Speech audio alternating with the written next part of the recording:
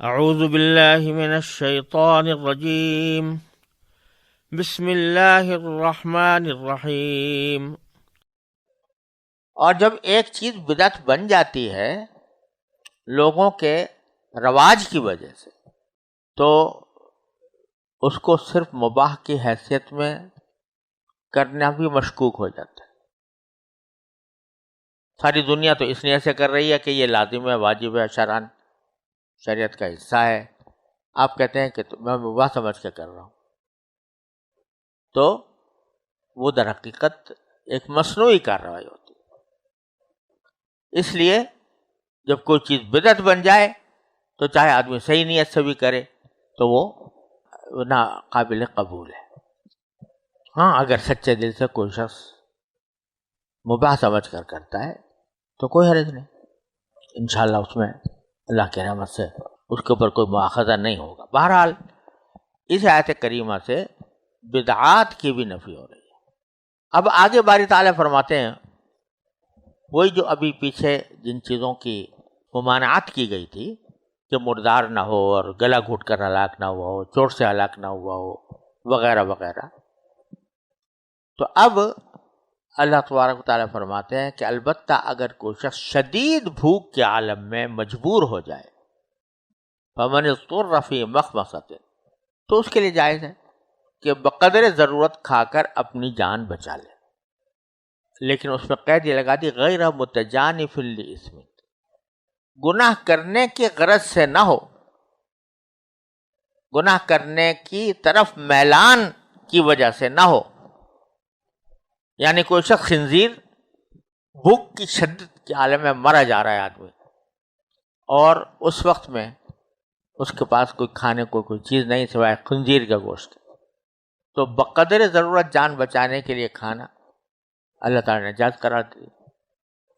لیکن کوئی آدمی اس لیے کہا کہ ذرا ساری زندگی تو یہ مزہ آیا نہیں، آج یہ مزہ لے کے دیکھتا ہوں، والعیاذ باللہ، تو اس گناہ کی طرف میلان کے ساتھ نہیں بلکہ ایک مجبوری کی صورتحال کے مطابق اس کو کرے۔ دوسری آیت کریمہ میں فرمایا کہ غیر باغ ولا عاد، یعنی نہ تو وہ لذت ڈھونڈ رہا ہو اس عمل میں اور نہ حد سے تجاوز کر رہا ہو، جتنا جان بچانے کے لیے ضروری ہے بس اتنا ہی کرے، اس سے زیادہ نہیں۔ تو اگر اللہ تبارک و تعالیٰ کی دی ہوئی اس رخصت سے فائدہ اٹھائے گا فإن اللہ غفور الرحیم، تو اللہ تبارک و تعالیٰ بہت بخشنے والا ہے، بہت رحم کرنے والا ہے، تو اس کے اوپر نہ صرف یہ کہ مغفرت فرمائے گا بلکہ رحم بھی فرمائے گا۔ تو معلوم ہوا کہ رخصت کی حالت میں جہاں اللہ تبارک و تعالیٰ نے رخصت دی ہے تو اس رخصت کے اوپر عمل کرنا بھی یہ بندگی کا تقاضا ہے، اور اللہ تعالیٰ اس کے اوپر نہ صرف کہ مغفرت فرماتے ہیں بلکہ رحمت بھی فرماتے ہیں۔ اس وقت میں آدمی کوئی بہادری کا مظاہرہ کرے کہ میں تو نہیں کھاؤں گا خنزیر کا گوشت چاہے میری جان چلی جائے، تو وہ بندگی کا تقاضا نہیں ہے۔ بندگی کا تقاضا یہ ہے کہ جب تک کہا گیا تھا نہ کھاؤ اس وقت تک پرہیز کر رہا تھا، جب کہا جا رہا ہے کہ کھاؤ تو اب ہمیں کسی چیز کی اصلیت کا کوئی مسئلہ نہیں ہے کہ اس سے ہمیں اپنی نفرت ہے۔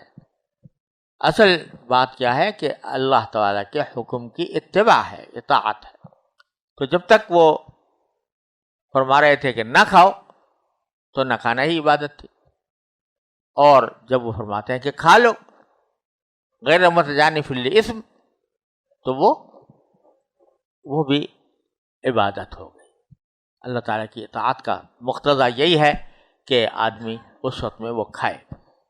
اسی لیے بعض احادیث میں رسول کریم صلی اللہ علیہ وسلم کا یہ ارشاد ہے کہ ان اللہ یحب ان تؤتى رخصه کما یحب ان تؤتى عزائمه، اللہ تعالیٰ جس طرح یہ پسند کرتے ہیں کہ عزیمت کا کام بندہ کرے، اسی طرح یہ بھی پسند کرتے ہیں کہ جن چیزوں کی رخصت عطا فرمائی ہے اللہ تعالیٰ نے ان رخصت پر عمل کرے۔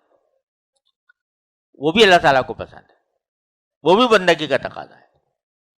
لہذا اس میں کوئی شبہ نہ رکھے کہ بھئی میں نے کھا تو لیا ہے میرا، لیکن میں کہیں میرے لیے گناہ گار نہ ہوں، اللہ کو ناراض کرنے والا نہ ہوں. نہیں، اللہ تعالیٰ فرماتے ہیں میری دی ہوئی رخصتوں پر عمل کرنا بھی مجھے پسند ہے.